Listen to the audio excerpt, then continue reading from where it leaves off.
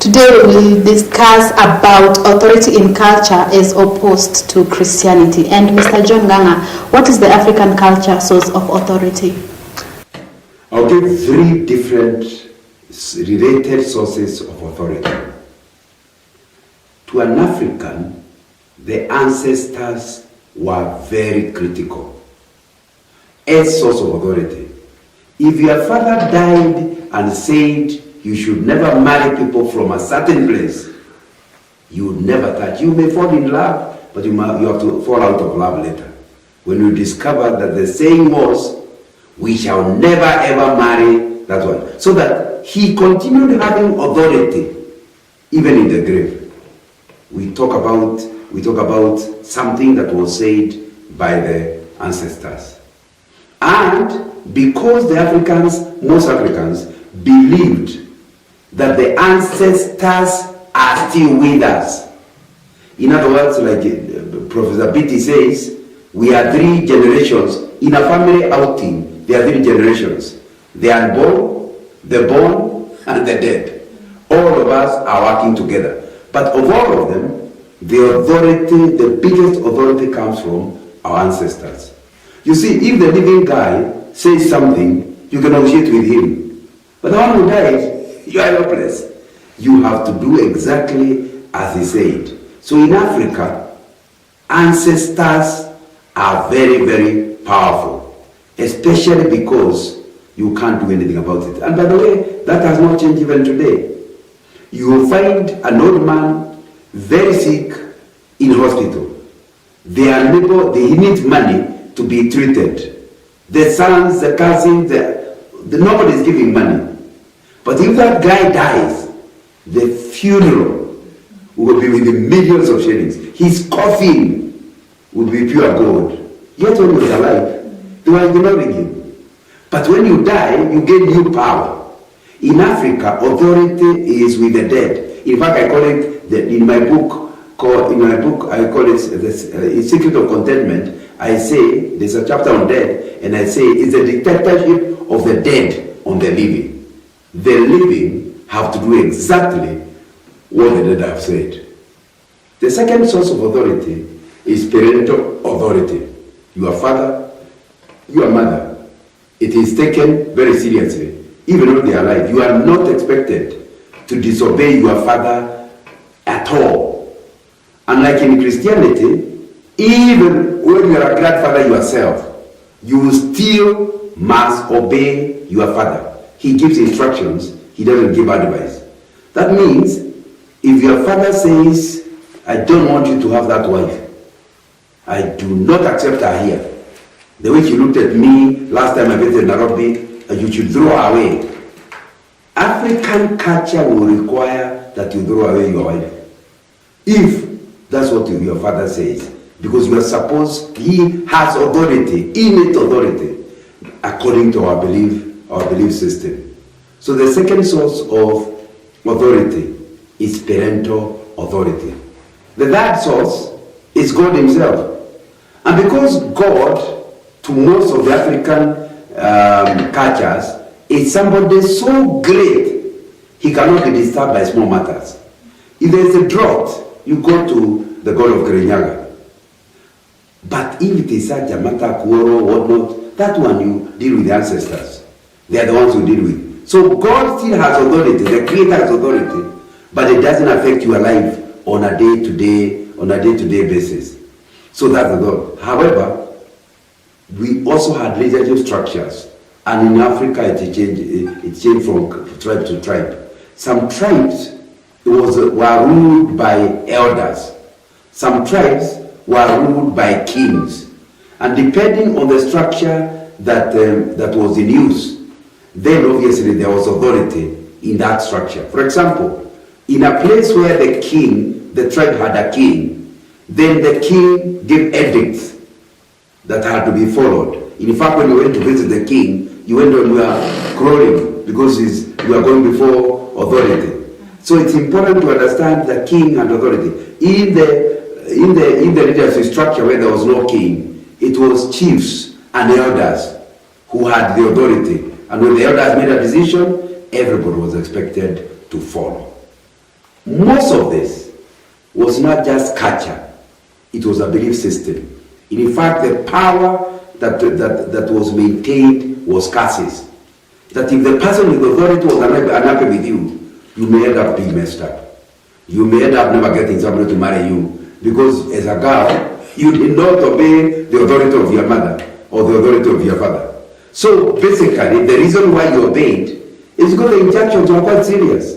If you did not obey your ancestor, you may end up without a child, or your child may get sick, or you may end up getting a crippled baby.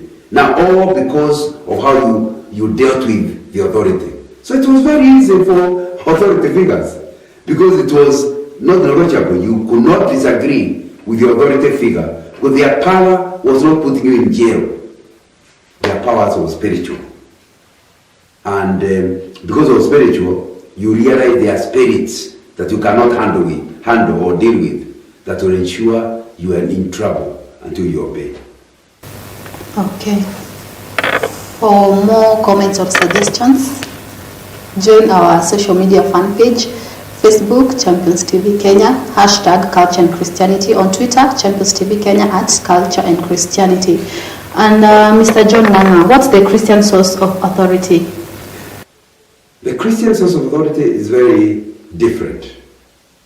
Number one, every Christian believes that Jehovah is the final authority. In fact, there's a song that says, "Who has the final say? Jehovah has the final." Unfortunately, I don't have a singing voice. But I like the song because it keeps reminding us there are many authority figures, but Jehovah has the final authority. In Hebrews chapter 1, verse 1 to 4, he says, in former times, the Old Testament times, God had many ways of passing on authority. Prophets, all of those are people. But he says in Hebrews chapter 1, verse 1 to 4, "But in these last days, I have chosen to talk through my Son."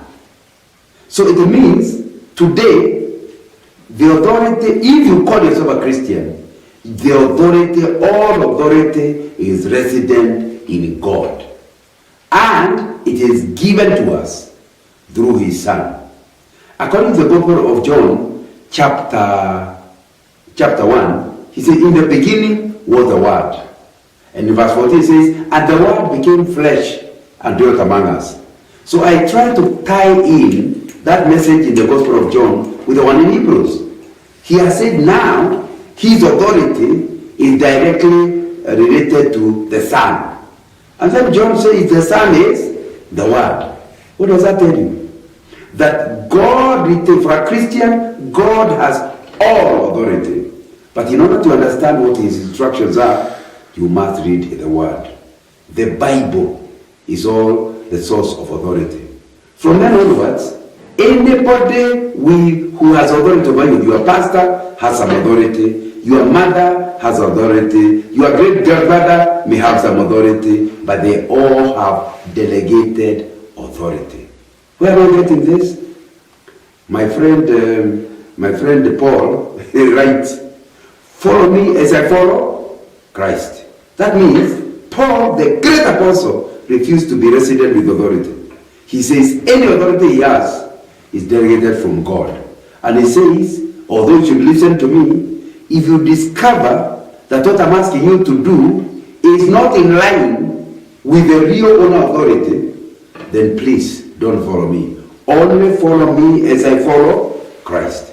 So it needs to be understood that in Christianity, all authority, and that's what we say in the Apostles' Creed.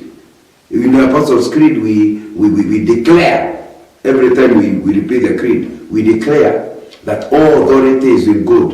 And all evangelicals, in their statement, also repeat the same thing, that the Bible is the final authority in all matters of faith and conduct. And so when you state that, what you mean is, you still must respect your pastor, you still must respect your father, you still must respect your grandfather, but only in as long as what they are telling you to do is in agreement with the Bible. Alternatively, you can put it, what they are telling you, you must always check. I don't tell you stand up and you ask me how high. You must check whether the Bible allows you to stand up. So you don't just hear instructions, even in church. The pastor doesn't just command you. You, young lady, you must marry Otieno. Now, you must check in the Bible whether it's okay to marry Otieno. Because you see, the authority is not resident in a bishop or apostle. Authority is with God. But then the Bible commands us to respect those who lead us.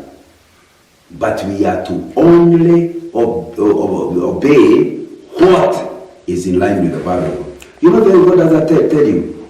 Christians must know the Bible for themselves. Because if the Bible is telling you to only follow Paul when he's following Christ, you have to know how to follow Christ means, so that you can discover whether Paul is following Christ or not. It just means that everybody who calls himself a Christian must know the Bible from cover to cover. And that way you'll be able to question every authority. Okay, we have heard that Christian source of authority is in the Bible.